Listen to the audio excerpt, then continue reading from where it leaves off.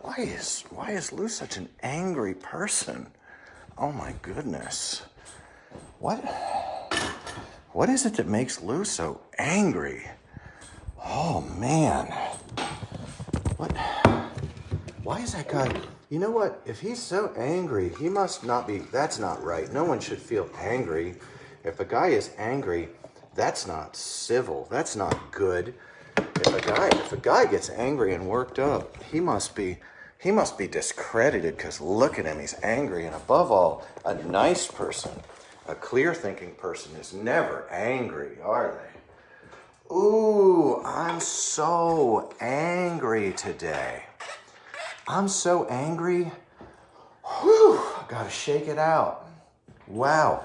I mean, they say if you don't have something nice to say, don't say anything at all. And then they say if you're angry and you say something that's not nice, well, you're just grade grubbing, or you're clickbaiting, or you're just clout farming. You know, these they say people, I think they can go eat a bag of candy. I don't think that their voice can matter to me today, because I'm too angry to hold back today. So what I'm going to do this afternoon really, it's 12:30, I'm going to endeavor to use civil language. I'm going to endeavor to use civil choices of words.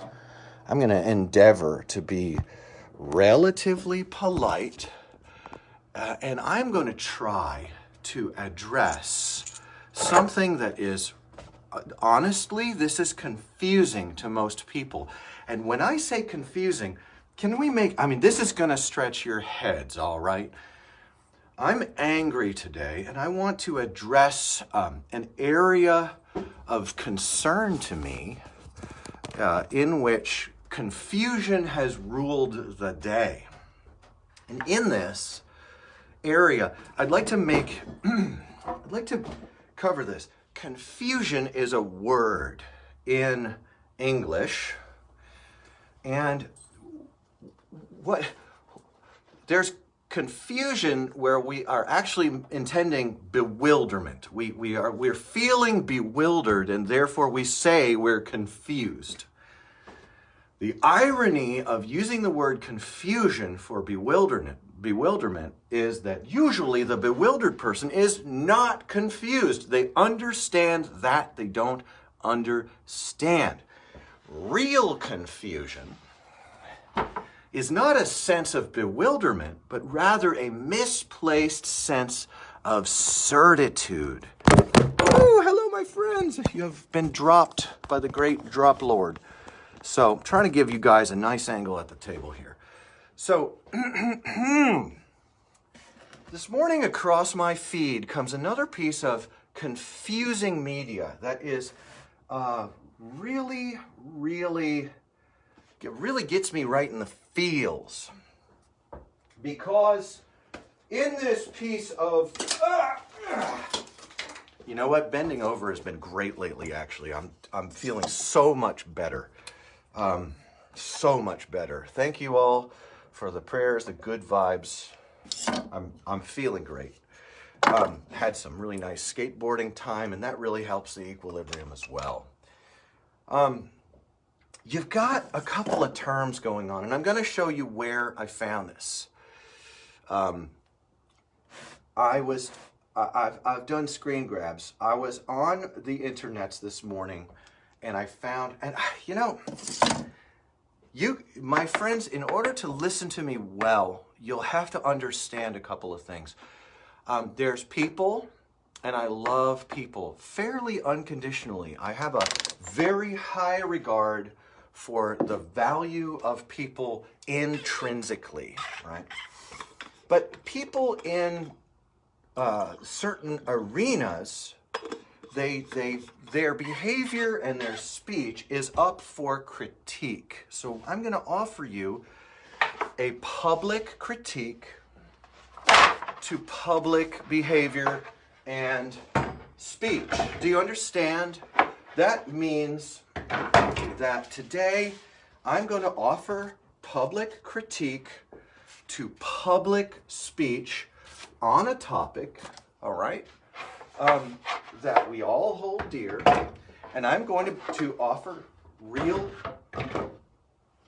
substantive criticism of someone's words, and this person whose words I'm about to critique is a person that I like, a person who I've enjoyed being with, and who I hope to enjoy being with in the future. The thing is, usually, people who offer public speech like me, they don't want to be critiqued. Now, I like being critiqued. People don't enjoy critiquing me because when someone critiques me, I often come behind it and say, no, you know what, you're right about this part, and about this, I'd like to triple down.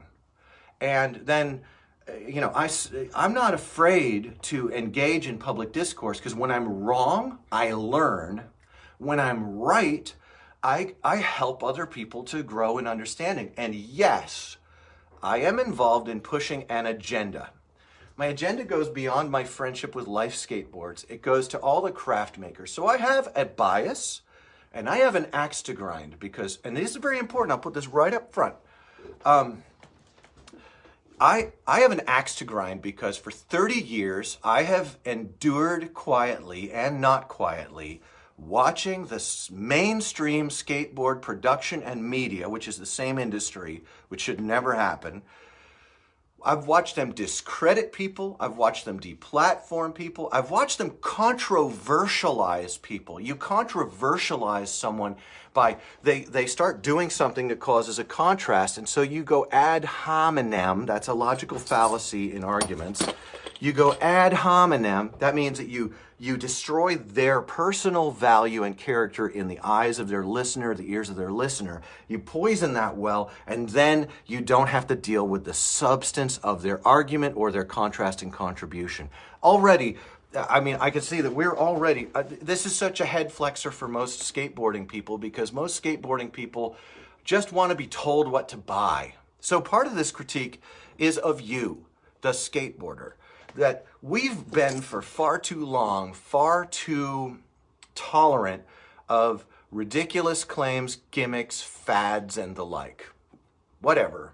We got in this thing for fun, so it really isn't that big a deal that we weren't hep to some giant, game, right?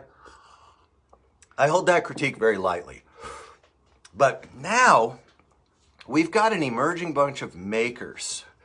And these people are really making a difference, not only in their area, but they're waking up the skateboarding community to the reality that, hey, this stuff's good. And what's worse is some of it's even better. And when it's better, it's really dramatic because as soon as someone goes, man, this is better, these are better, the mainstream starts doing this thing. And I'm going to tell you, it's doing it right now. And nobody represents this more than our own dear Mr. Paul Schmitt. God bless you. I really am not going to be able to withhold my critique from some of the media that's passing for science with Paul Schmitt. And today on the Insta feed, we got a humdinger. Once again, it's wheelbases. So on today's Science Wednesday with Ira Flato, we've got a Saturday post came up on my feed.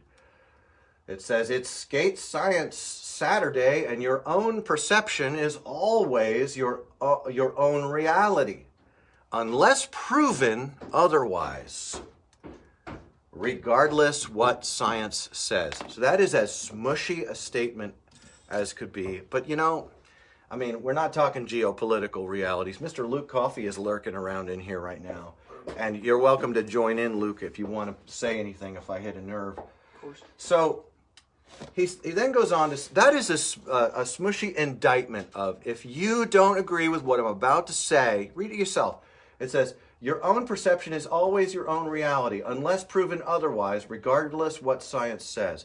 Basically, if you're not going to agree with what's about to come down the pike, you're anti-science, you're in a dream world. is about to happen. And it's also affirmative of that. I'm hearing it's okay if you live in a dream world, but I'm going to say what I'm going to say. So that's a thing. For 20 years, I have set wheelbase by the create a skate height chart that Nigel grew up through.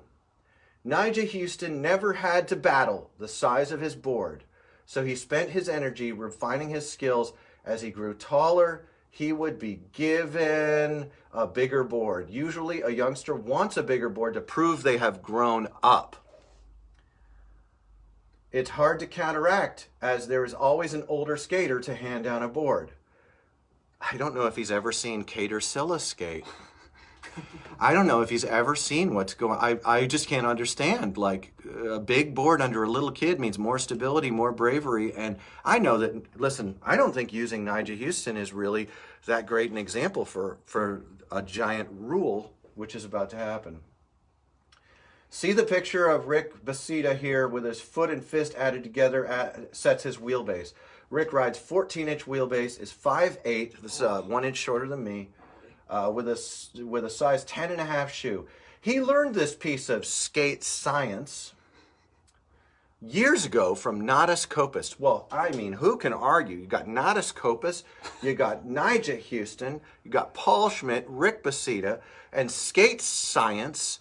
This is definitely an authority claim, all right? In the name of science. Paul writes, I personally ride a 16-inch wheelbase because I'm 6'3" tall with a size 13 shoe, and my foot and my fist in my picture makes it a plausible theory. Therefore, adding to my principle that your height equals your proportions to the world around you, and that frames what you do and your own skills and adaptability, then take over from there. Give it a try and see if it works for you. Well, I like and affirm, give it a try and see if it works for you. I also like the term plausible theory. I like the plausible theory of this theory. I like that. But I'll tell you this. Paul Schmitt has a thing about shoulders and height. I have a thing about hips. If you really want to get mathematical, which I think is a mistake, all right, I think it's a mistake to try to develop a mathematical theorem so you have certitude that you're on the correct wheelbase. I think this is one of the dumbest ideas ever, because when you ride a wheelbase that disadvantages you in one discipline or aspect or emphasis of skateboarding, you're riding a wheelbase that advantages you in another. If you're riding a board that's too long, you're going to find that your downhill speeds are higher, your basic stability is higher, and your trick landing is going to be easier. When you ride a board that's too wide, you're going to discover that it gives you other benefits. And what this means is there is no correct wheelbase for you. There is no correct width for you. There is no correct this, correct that. And this cultural hunger for certitude and correctness is a disease among us. It's gross. Most people who've skated for more than 5 years have bought so many skateboards, spent so much money, and there's this mainstream focus against having a quiver of boards. Oh my gosh, where's my vape? Here it is. Okay, you should quiver up. You should have something that's too long for you. You should have something that's too wide for you. I bring my big wide boards to the skate park, and within the first minutes of arriving, there's always some young buck kick flipping and three flipping my ridiculous wide, huge, long board. And they land it, and then they say, I need to get a longer, wider board. And I'm like, you don't need to do anything. You're doing great. It's weird because I'm not trying to create a certitude and sell you something. Even though my friend runs Life Skateboards. I don't get paid by Life Skateboards. I wouldn't get paid by Life Skateboards for a long time. Anyone who says I'm just shelling can go eat a bag of candy, right? Now, this wheelbase thing, though, this goes on. All right, I want to get to this, okay? So immediately, this starts getting picked up by the authority people. There's authority people in skateboarding, and they are always pulling out something like this, and they're saying, see, this is how you need to get your wheelbase. This is where wheelbase is at. This is the correct wheelbase for you. I just feel that is not true. That's not true. You should have something too long, something too short, something too wide, something too narrow for what all these people who are saying you need this, need that are doing. And let me tell you, if you feel like you need a certain wheelbase in order to enjoy riding your skateboard, well then, good, ask for it. That's all right. You know, you can ask for it. You know, you can find a maker who will make you a long press, hand roll glue, long press, long cured, long pre-cured, beloved piece of lumber with straight measurements on it, made one at a time. You can find that and you can pay $80 for that, which is just about $10 less than you're going to pay for that wonderful, excellent tech Andy Anderson 5-ply, very thin, razor tail fast, but super stiff, super long-lasting board you can get from Powell. It's still $10 less than the most expensive thing on the wall in the shop that will never carry it because they can't relate to maker-made skateboards. And if your local shop can relate to maker-made skateboards, let them know you appreciate that they're willing to think outside the box, you know? Because this is the real deal. Now, I have a lot to say about this, and none of it is terribly friendly. I don't think you get to just say things without having some pushback and some critique. And I don't think I've crossed a line into unkindness. I don't think that my strident tone is indicative of animus toward people. My animus, my meanness is not about people, it's about ideas that I think keep us shackled from exploring and being more creative in our choices, and are also keeping good people down. There's no motivation for, there's more here, by the way. Give it a try, see if it works for you, let us know the results. Oscar, put down a knife. I know I saw you get a concussion on the t-shirt. I wonder how you remember this. Foot in a fist sets wheelbase theory. I know you grew up in an environment around a guy who knew a thing or two about a thing or two, and you may have read through the lines to find the answer from those pioneers of skativity, Paul Schmitt, Professor Schmitt. Make some things daily, teach some things daily, learn something daily. All right, so I pulled this photo off the Instagram post. This is a photo of a foot in a fist, right in the